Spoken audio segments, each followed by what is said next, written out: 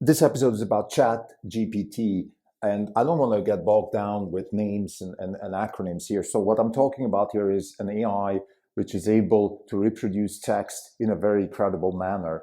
And this has been going on now for a couple of weeks. I think recently OpenAI issued a new version of it. It's more of a chat version where you can interact and it adapts to you and all that kind of stuff. This is not technical. What I want to talk about is the general implications of this, what it means for writing, what it means for creativity, and what it means for the human race in general. I mean, this is a big technology because it is touching on something that we thought is kind of not going to be outsourced anytime soon, which is what we consider creativity, writing, the fine skills, the stuff that is not mathematical, the stuff that is not hard and physical and chemical and mathematical and so on and so forth. It's language, and language is one of the things that is very human and unique to us. It's something we created out of nature. Of course, if you bombard a star with photons, eventually you will get a Tesla Roadster being emitted, and you will also get language and so on and so forth. I want to talk about the implications here. This is a little bit of a side tangent to what's going on. We're unfortunately still suffering on the fund side. Tesla keeps selling off. I just want to get a brief introduction to that and explain what we think is going on, and then go to the topic of GPT and the sort of the language models which are revolutionizing writing and revolutionizing the way we think about creativity. This is not even on podcast. It's December 13th, 2022. This is Krim Delco. For the day, the fund is down 2%. The market is up about 50 basis points. We are down 62.5% for the year now. The market's still open. The market is down somewhat 16%-ish. So we're underperforming by roughly 46%. Tesla keeps selling off. We believe that there's two fundamental reasons. We spoke about this yesterday in more length. One is China and the risk there and the fundamentals in China. And second, it's the Twitter fallout, which is financial and political. The financial fallout is that the banks keep selling stock to hedge the debt that they have against Twitter, and the political is, of course, the involvement of Musk and the deep involvement of Musk, which is being sort of correlated with the more right-wing view of the political spectrum. In our view, this is not correct. I think Musk is just simply fighting for civil liberties. He's certainly not a right-wing conspiracist or anything, and attacking Fauci for overstepping his powers and harming a lot of people is definitely not right-wing, and also attacking the far left for trying to impose thought coercion and speech coercion on us is also, of course, wrong. Now, as far as China is concerned, we actually had the weekly made in China insured units that came out, and they actually were good. There were 13,000 vehicles, which is actually a good number. So I would say the numbers out of China are good. Maybe what's leaking is some sort of electric car credit type stuff, tax credit, which could be issued in the US anytime soon, and that could maybe hinder demand for Teslas here. We're not going to spend too much time on this because, again, it's a fluid thing. I think fundamentally what's going on, there is risk for Tesla to be caught in the political whirlwind and the financial whirlwind around Tesla, and there's also China risk. So let's leave it at that. And we've actually reduced our leverage. We still have some, but much less than before because of this situation. It's certainly out of our control, and we can't have too much leverage in this type of situation. Now, let's talk about the impact of GPT 3, GPT, ChatGPT, and all those. I want to use this as a summary, meaning I don't want to get bogged down with acronyms here. Let's talk about the sort of the chat technology, the chat AI that enables people to write essays and those sort of things in an automated way. So you can prompt this one of these models, and it will write an essay. Let's say, write to me about how Winston Churchill dealt with the gold standard and what were the main pros and cons when he introduced the gold standard back in Britain when he was finance minister. and then it would write an essay. And it's, as far as I haven't done it because they're at capacity now, so I can't use it and try myself. I've heard people use it, and what I've heard is that right now it's still a little bit wrong, and you kind of have to double check a lot of stuff and so on and so forth. But over time, these things will get much better, I'm pretty sure. So that's not, I don't see that as a risk in terms of like, oh, it's not good enough, it makes mistakes. I think it's going to get better. I think it's going to actually be able to write essays that are correct and that from a human perspective will be considered good essays. So let's leave it at that. I mean, just Brad Hall yesterday, I listened to one of his podcasts where he talks about how he used it to talk about, I think it was Karl Popper, and then he made a mistake. It just didn't do the proper analysis of Karl Popper, but that's, you see, that's where the technology is victim to the human inability to be clear about what is actually Karl Popper saying, let's say, about the testability of theories. So we're already seeing the limits of these chat bots and so on and so forth, because they're trained on human text, they're trained on human intelligence. And if we humans are not able to once and for all put down what exactly Karl Popper meant when he said theories have to be testable, well, then the AI is not going to do it. And this is actually a very good segue into the conversation of what these models mean for the future. These models have enormous use for any kind of boring writing. Boring writing is defined as the kind of writing that you don't want to do if you consider yourself a writer. So all the stuff like PR writing, excuse me, writing letters to companies, marketing collateral, all that kind of stuff, basically non-creative writing. Non-creative writing being the kind of writing, again, if I don't want to be bogged down with definitions here, but think about it like the kind of stuff that you read and you don't want to be reading it. So you're kind of, you know, I'm sure everybody has been in a position reading, let's say, texts that they think, oh my gosh, why am I reading this? This is so boring. Let's say an analyst report, Wall Street analyst report is a good example when they talk about, you know, why stock A and B should be sold or not sold and all that gibberish that usually is very useless. But then let's take the other side. Let's take the kinds of stuff that you want to be reading. Recently, let's say my son wrote this really beautiful essay about his experience with his grandparents. It was beautiful. It touched me and my family and particularly his grandparents. It was a very touchy, nice, beautiful essay. And I think this is what I would consider non-boring reading or creative reading. So the kind of reading where you get taught, your emotions get triggered. Now, let me abstract a little bit here. There's a professor, I think, Ohio State University. His name eludes me right now. He has this beautiful theory about writing and reading, and he considers literature conditioning of the mind, which I strongly believe in. I've been talking about this many times on this podcast. And by the way, just as a tangent, why are we talking about, you know, language models and writing and creative reading? But what does this have to do with the mission of this podcast, which is to give people a sense of what it feels like to run a hedge fund? Well, the answer is reading is conditioning of the mind. You're in the knowledge business. You better be reading the same way. If you're an athlete, if you're an MMA fighter, you better be doing conditioning, because even though it doesn't maybe directly help you to learn a move or particular defense against an attack, it absolutely is necessary. Strength, flexibility, stability, all these things. And that's how I see, I see reading and writing as a tool to condition your mind. By the way, reading and writing both go together. You can't just be reading, you can't just be writing. I think it goes together. It's the same thing, the same two sides of the same coin.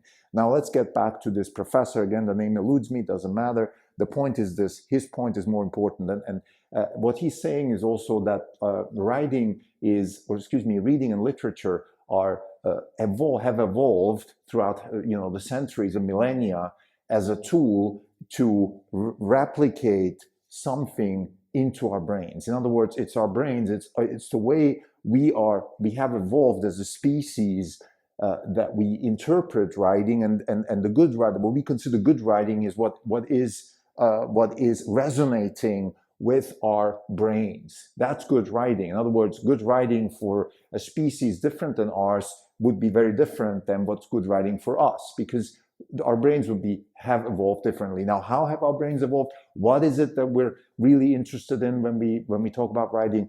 I would say that in a nutshell, it's really as close as we get to nature, the more interesting, the more triggering the writing becomes. This is a sort of a Jack London argument from White Fang, where he says the closer we get to nature, the more natural we get, the better we become at things that we do. So I strongly believe in that. Why are people so keen on playing games? Why are they so keen on competing in sports like football or all that stuff, or athletics?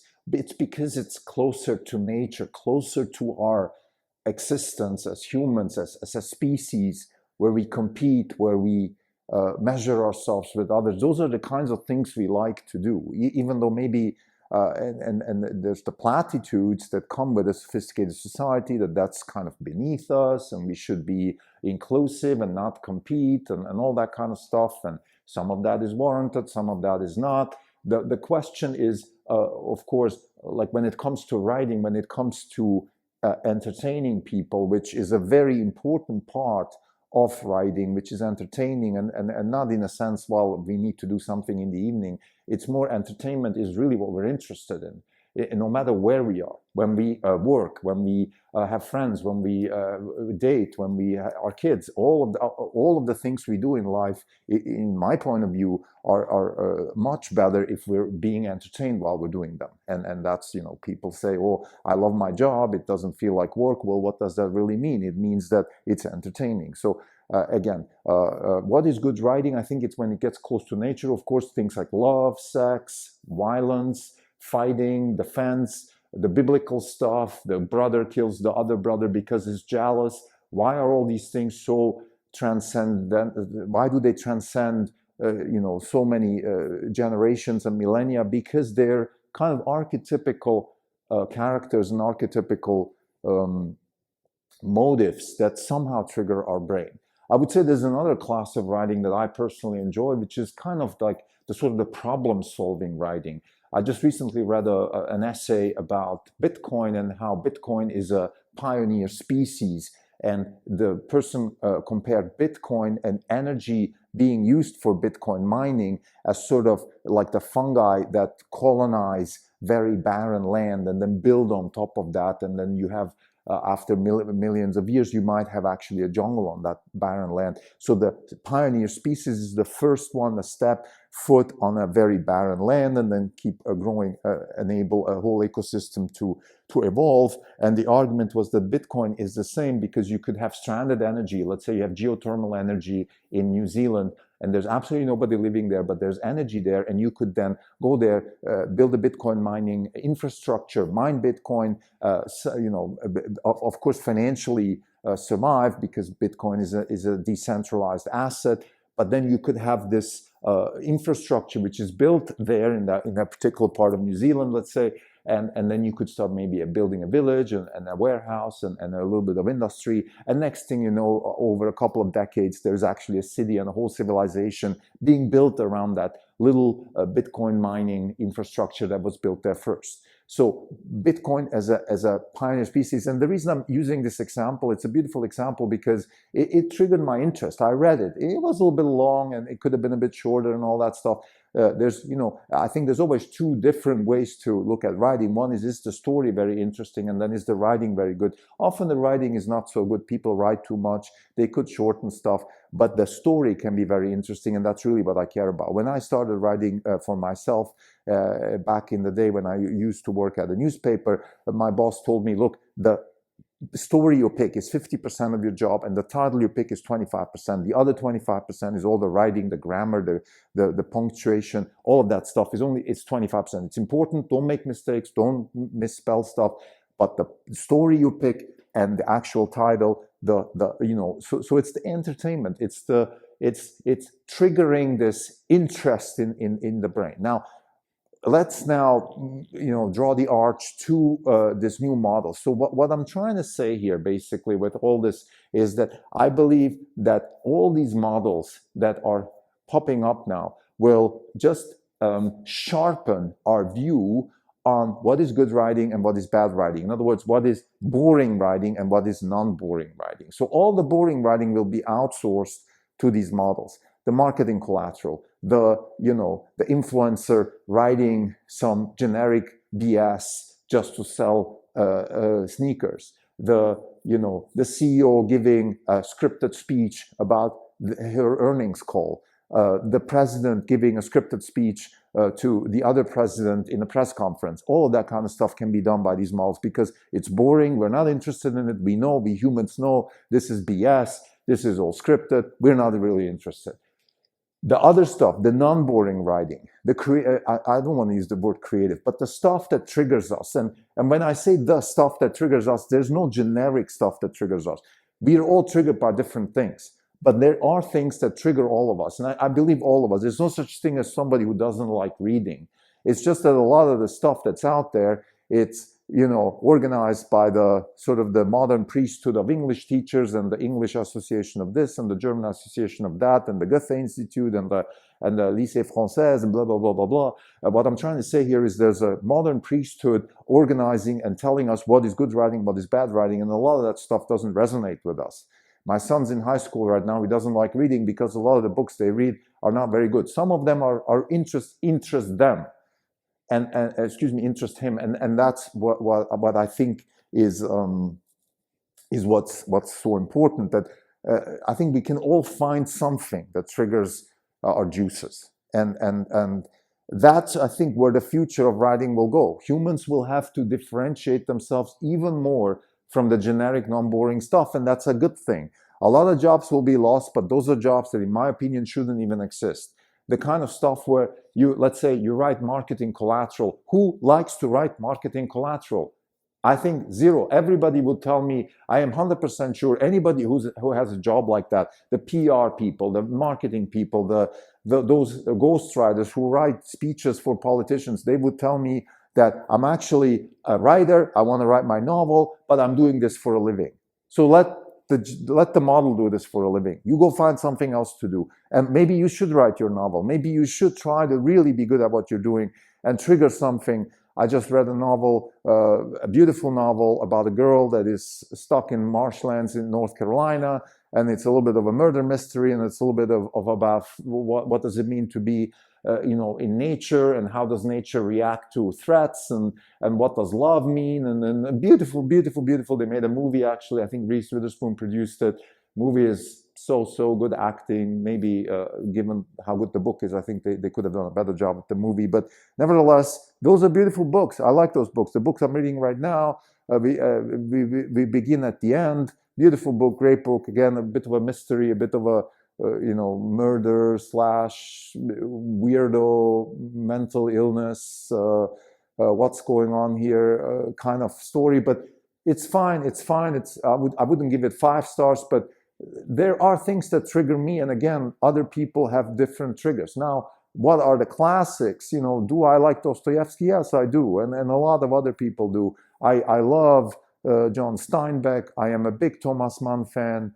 I love Somerset Maugham. Those are the kinds of writers that I resonate with. I am sure other people resonate with others. I don't quite resonate with Hemingway. I am not a big fan of, let's say, Hermann. No, I'm a big fan of Hermann Hesse, but not so much on, let's say, Günter Grass. I'm okay with Kafka. Like, some of these guys are okay, some not. The point here is the following. I think we're going to have more diversity in writing. We're going to have, what's going to happen to writing is very, very similar to what happened with photography. Chase Jarvis spoke about this 10 years ago when the iPhone came up. He said the best camera you have is the one you have on you when you see something you want to take a picture of. My wife's a great picture taker. She's amazing. But she's the kind of person that absolutely doesn't plan nothing. She walks around, sees something, takes a picture. Our house is full of her pictures. And everybody who comes thinks, oh my gosh, how much did you pay for this? This is amazing. Well, it was my wife. It was actually $100 just to frame the thing and print it on canvas. So what I'm trying to say is that we're going to have the same evolution of more creativity, more interesting writing. short writing, long writing, novels, movies, whatever, you know. And this, by the way, this Ohio State professor said something else that resonates with me, which is there's no such thing as memoir, novels, short stories. There's only one thing, which is a story. And this whole stuff, it's just marketing of the publishing industry. What's the difference between a memoir and a novel? I mean, do I really care that this really happened or not? If you tell me the story in a good way, and maybe if you can convey your own internal, how should I say, your own internal sort of feelings and emotions. Let's say when my son wrote his essay about his experience with his grandparents, it resonated with them a lot more than with, let's say, a third party, because they were part of it. So there's certainly a more sort of autobiographical character towards this. But to be fair, for everybody else in the world, this doesn't really matter. So what I'm trying to say here is a good story, a good narrative, a good sort of brain juices triggering type of narrative it cannot be boxed into biography, autobiography. I've read great biographies by biographers, particularly the guy who wrote Rockefeller and J.P. Morgan, the guy who wrote Hamilton. Great biographer. I love him. Because he writes it like an old. I like Michael Lewis. He's a journalist. He writes very well. He has this juicy writing. It doesn't even matter what he writes. He's just a good writer. He's a fun writer. I like to read his stuff. And again, do I care if this is journalism or not journalism or blah, blah, blah? I couldn't care less. So to summarize, my interpretation of what's happening with all these language models is that writing will become much better, that a lot of the boring stuff will be outsourced to the machines, and that humans will be stuck with what's really important, the kind of stuff that you really want to do. So, but like everything else with technology, the technology will take over the mundane jobs. The driver, the truck driver will be replaced by computers, and so will the marketing collateral writer will be replaced by a model and make writing more creative. Thank you.